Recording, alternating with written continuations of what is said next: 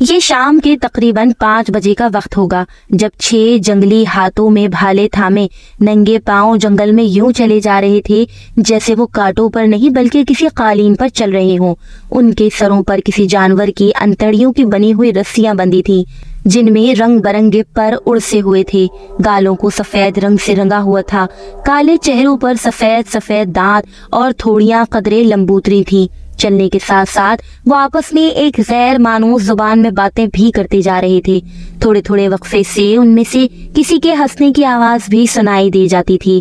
یہ سب ناواشنگو قبیلے کے آدم خور تھے جنہوں نے جنگلی جانوروں کا شکار کرنے کے لیے جنگل کے وسط میں ایک بہت بڑا اور گہرا کنواں کھود کر اسے جنگلی جھاڑیوں سے ڈھانپ رکھا تھا، جس میں اکثر و بیشتر جنگلی جانور بے دہانی میں گر جاتے، جنہیں بعد میں یہ لوگ نکال کر اپنی خوراک کے طور پر استعمال کرتے۔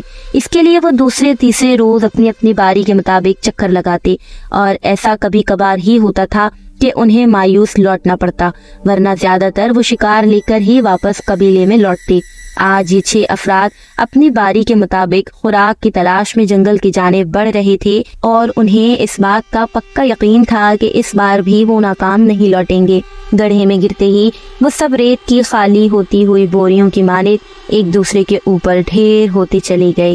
اندر کی زمین نرم ہونے کی وجہ سے انہیں کوئی گہری چوٹ نہیں آئی۔ یوں لگ رہا تھا جیسے گڑھے میں بارش کا پانی جمع ہونے کی وجہ سے زمین گیلی ہو رہی تھی۔ گڑھے کی گہرائی کم و بیش 12 فٹ کے قریب تھی اور اس کی چوڑائی تقریباً 14 فٹ کے نزدیک ہوگی۔ انہوں نے کچھ دیر بیٹھ کر اپنی سانسوں کو بحال کیا، پھر گڑھے سے باہر نکلنے کی کوئی تدبیر سوچنے لگے۔ زمین پر جا بجا چھوٹی بڑی لکڑیاں بھی بکھری پڑی تھیں جو جانوروں کے گرنے کے ساتھ ہی شاید نیچے گری ہوں گی۔ تیمور علی ایک 1.5 فٹ لمبی اور 1 انچ موٹی لکڑی اٹھا کر اس کی نوک سے گڑھے کی دیوار میں ایک سوراخ بنانے لگا۔ تقریباً 4 انچ گہرا اور چوڑا سوراخ آسانی سے بن گیا۔ دیواریں چونکہ نرم تھی اس لیے انہیں کسی قسم کی پریشانی نہ اٹھانا پڑی۔ یہ دیکھ کر ایک مزدور زمین پر جھک کر بیٹھ گیا، جسے دیکھ کر تیمور علی اس کی پیٹھ پر چڑھ کر مزید سوراخ نکالنے لگا۔ وہ 1 فٹ کے فاصلے سے سوراخ نکالتا جا رہا تھا اور کچھ ہی دیر میں اس نے 3 سوراخ نکال لیے۔ اب مزدور اٹھ کر کھڑا ہو گیا تھا اور تیمور علی اس کی کندھوں پر کھڑا مزید سوراخ نکالنے لگا، اور مسلسل آدھا گھنٹہ محنت کرنے کے بعد وہ مزید 3 اور سوراخ نکال چکا تھا۔ 6 سوراخ نکالنے کے بعد وہ اچھل کر مزدور کے کندھوں سے نیچے کودا اور ہمیں باہر نکلنے کی ہدایات دینے لگا۔ اس تمام کارروائی میں ہم اس کا پلان سمجھ چکے تھے، اس لیے اسے ہمیں باہر نکالنے کے طریقے کے متعلق زیادہ سمجھانے کی ضرورت نہ پڑی۔ ابھی ہم باہر نکلنے کے لیے سوچ رہے تھے کہ ہمیں گڑھے کے اوپر ایک شور سا سنائی دیا۔ ایسا لگا جیسے بہت سے افراد کسی غیر مانوس زبان میں تیز تیز بول رہے ہوں، اور پھر یہ سمجھنے میں دیر نہ لگی کہ کچھ ہی دیر میں وہی آوازیں گڑھے کے اوپر آن کر رک گئیں اور کچھ بھیانک چہروں نے ہمیں گڑھے میں دیکھ لیا۔ ابھی ہم اپنے بچاؤ کے بارے میں کوئی منصوبہ بنا ہی رہے تھے کہ زمین پر درختوں کی چھال سے بنی رسی آن گری، اور ساتھ ہی ہمیں ایک نہ سمجھ میں آنے والی زبان میں کچھ کہا جانے لگا، اور ہمیں یہ سمجھنے میں قطعی دیر نہ لگی کہ وہ ہمیں اس رسی کے سہارے اوپر آنے کا کہہ رہے تھے۔ ہم سب نے خوفزدہ نظروں سے ایک دوسرے کو دیکھا اور پھر نظروں ہی نظروں میں ایک فیصلہ کرتے ہوئے اس رسی کی مدد سے باہر نکلنے لگے۔ تھوڑی ہی دیر میں ہم سب گڑھے کے باہر تھے۔ باہر نکلتے ہی ہمیں وہاں 6 ننگ دھڑنگ وحشی دکھائی دیے جن کے چہرے ہمیں دیکھتے ہی کھل اٹھے تھے۔ وہ اپنے بھالوں کی اینوں سے ہمیں ایک طرف چلنے کا اشارہ کر رہے تھے۔ ہم ان کے کہنے کے مطابق اس طرف چلنے لگے جس طرف وہ ہمیں لے جانا چاہ رہے تھے۔ جنگل میں اب شام کے سائے گہرے ہوتے چلے جا رہے تھے اور ان کے انداز سے یوں لگ رہا تھا جیسے وہ اندھیرا پھیلنے سے پہلے پہلے جنگل سے نکل جانا چاہ رہے ہوں۔ جنگل کے اندر بنے ایک تنگ سے راستے پر چلتے ہوئے جیسے ہی ہم ایک موڑ مڑے، ہمیں ایک درہ نظر آیا جس کے کنارے پر مزید 2 وحشی ہاتھوں میں بھالے تھامے یوں کھڑے ہمیں آتا دیکھ رہے تھے جیسے انہوں نے کوئی انہونی چیز دیکھ لی ہو۔ ہم تیزی سے چلتے ہوئے ان کے نزدیک پہنچ گئے۔ ہمیں آتا دیکھ کر وہ خوشی سے ناچنے لگے۔ وحشی ہمیں لیے درے کے اندر داخل ہوئے۔ ہمیں اپنی آنکھوں پر یقین نہ آیا۔ ہم حیرت سے وہاں پھیلے ہوئے خیموں کو دیکھ رہے تھے۔ یوں لگ رہا تھا جیسے ہم کسی تہذیب یافتہ دنیا میں آ گئے ہوں۔ سب خیمے ایک ترتیب سے بنے ہوئے تھے۔ ان کی بناوٹ اور ان میں استعمال ہونے والا سامان سب کا سب ایک جیسا ہی تھا۔ लेकिन एक बड़ी सी झोपड़ी जिसका साइज सबसे बड़ा था एक बहुत ही ऊंची जगह पर बनी हुई थी, जिसके ऊपर एक लकड़ी पर हिरन की खोपड़ी टंगी हुई थी। ये गालिबन उस कबीले के सरदार की रिहाइशगाह होगी। ये सोचते हुए हम चलते हुए बस्ती में दाखिल हो गए। जैसे ही हम बस्ती के वस्त में पहुंचे, झोपड़ियों से बच्चे और औरतें निकलकर अपने अपने घरों के बाहर जमा होने लगे। वो सब जिनके साथ हम यहाँ तक पहुँचे थे हमें लिए एक तरफ बने हुए झोपड़े में दाखिल हो गए। ये एक काफी कुशादा झोपड़ी थी जिसके अंदर बिस्तर बिछे हुए थे। एक तरफ एक मटका और 2 आखोरे भी रखे थे। वो वैशी हमें झोपड़ी में छोड़कर वापस लौट गए।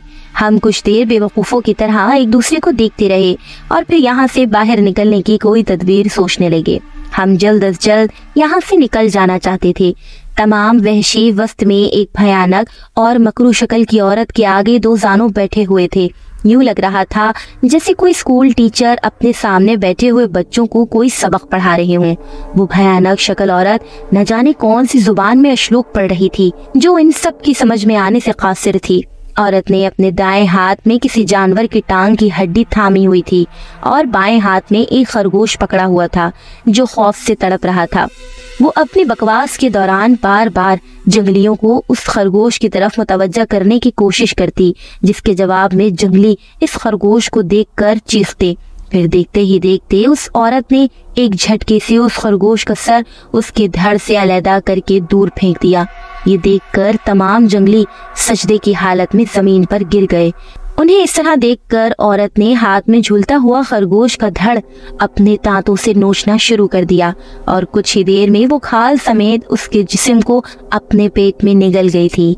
वहशियों में मौजूद एक बूढ़ा शख्स जो उसकी ये तमाम कार्रवाई को बगौर देख रहा था, उसके खरगोश खाते ही उसने किसी परिंदे के सर की बनी हुई एक विसल अपने जेब से निकाली और फौरन अपने मुंह से लगाकर जोरदार फूंक मार दी।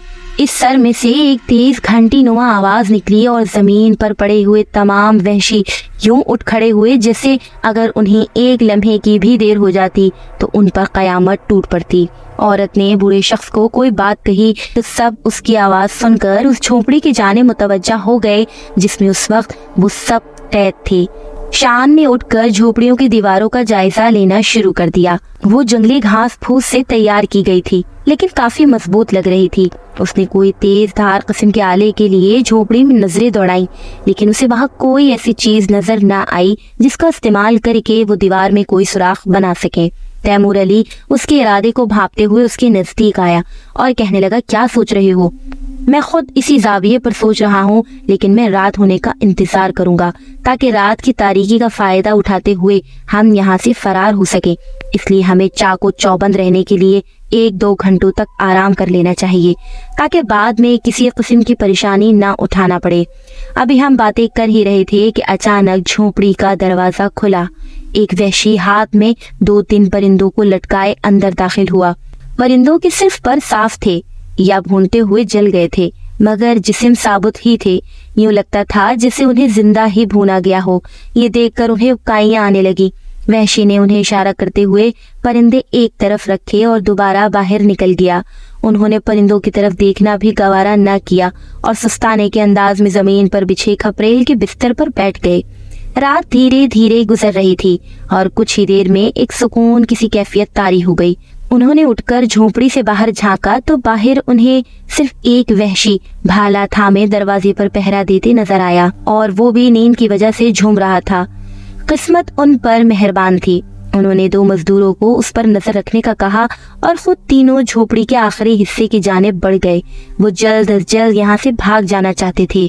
थोड़ी सी तलाश से उन्हें झोपड़ी में एक नोकीली लकड़ी मिल गई जिसकी मदद से उन्होंने दीवार में सुराख निकालना शुरू कर दिया और कुछ ही देर में इतना बड़ा सुराख बनाने में कामयाब हो गए जिससे एक शख्स आसानी गुजर सके। लकड़ी एक तरफ रखकर वो बारी बारी उस सुराख से बाहर की जानिब निकलने लगे। झोपड़ी के बाहर तारीकी फैली हुई थी। वो एक दूसरे का हाथ पकड़े अंधेरे में चलते हुए एक जानिब चल पड़े। अंधेरे में चलते हुए वो फूंक फूंक कर कदम रख रहे थे। उनका एक गलत कदम उन्हें मौत की वादी में ले जा सकता था। थोड़ी दूर तक चलने के बाद उन्हें दूर पहाड़ियां नजर आईं जो अंधेरे में जिन्नात की तरह दिखाई दे रही थीं। वो अंदाजे से लेकिन जरा तेज कदमों से उनकी जानिब बढ़ने लगे। وہ جلد از جلد اس قبیلے اور وحشیوں کی پہنچ سے دور نکل جانا چاہتے تھے۔ وحشیوں کو غالباً ابھی ان کے فرار کا پتہ نہ چلا تھا اور نہ وہ ان کی تلاش میں نکلے تھے۔ ویسے بھی رات کا پچھلا پہر ہونے کی وجہ سے وہ ان کی طرف سے بے فکر تھے کہ رات کی تاریکی میں وہ وہاں سے بھاگنے کے متعلق سوچ بھی نہیں سکتے تھے، اس لیے انہوں نے صرف ایک وحشی کو ہی ان کی چوکیداری کے لیے کافی سمجھا تھا۔ Please like, comment and subscribe the channel Shehzad Khan Horror Stories, and thanks for watching.